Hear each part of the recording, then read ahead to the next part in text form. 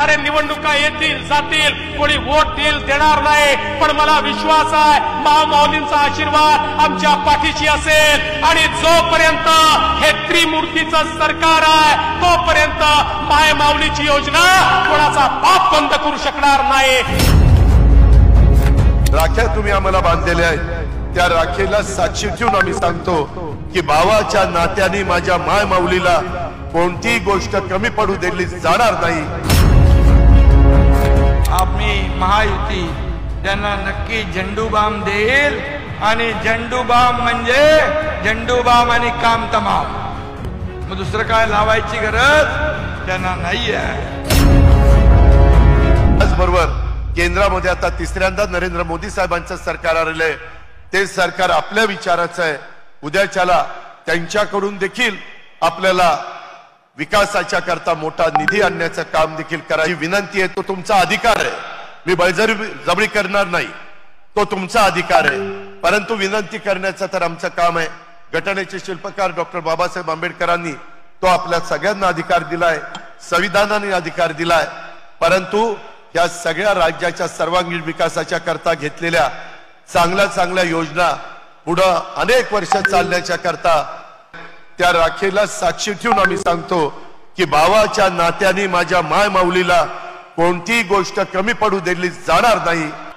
1500 रुपये महिन्याला देण्याचा निर्णय आपण घेतला तर या ठिकाणी काही लोकांच्या पोटात दुखायला लागलं।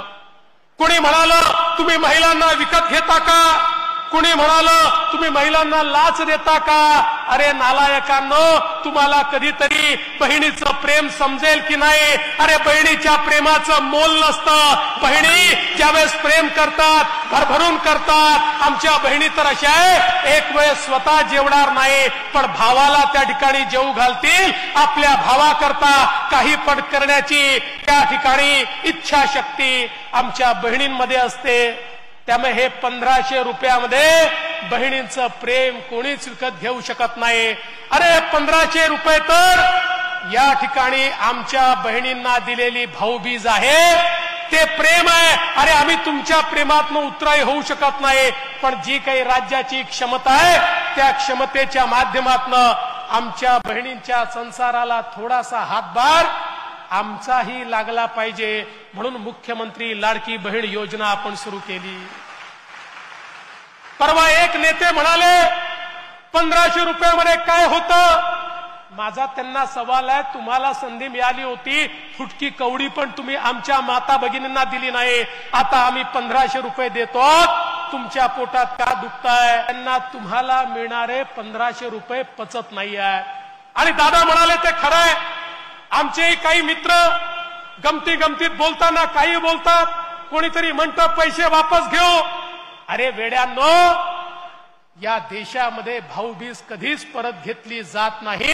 एकदा भाऊबीज दिली की त्याच्या बदल्यात केवळ माया आणि माया मिळत असते। त्यामुळे काही झालं तरी या ठिकाणी एक गोष्ट सांगतो, अरे निवडणुका येतील जातील, कोणी वोट देणार नाही, पण मला विश्वास आहे महामाऊलींचा आशीर्वाद आमच्या पाठीशी असेल आणि जोपर्यंत हे त्रिमूर्तीचं सरकार आहे तोपर्यंत मायमाऊलीची योजना कोणाचा बाप बंद करू शकणार नाही। हे या ठिकाणी सांगण्याकरता मी आलेलो आहे।